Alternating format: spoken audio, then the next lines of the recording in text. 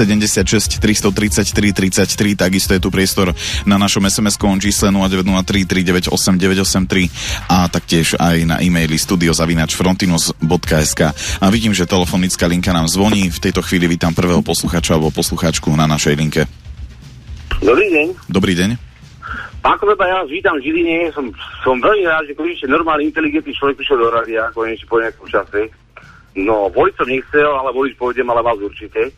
To je jedna vec. A druhá vec sa chcem spýtať, Korejci, čo tu majú svoje manželky, staré mamky, starých tatkov, tých svojich žltých hadov, či berú nejaké sociálne dávky od štátu, alebo nie. Ďakujem pekne, do počutia. Ďakujeme.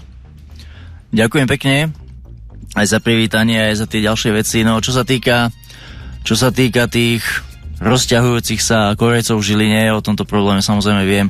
O tom, či berú sociálne dávky, to dnes vám nemôžem ja zodpovedne sa k tomu vyjadriť.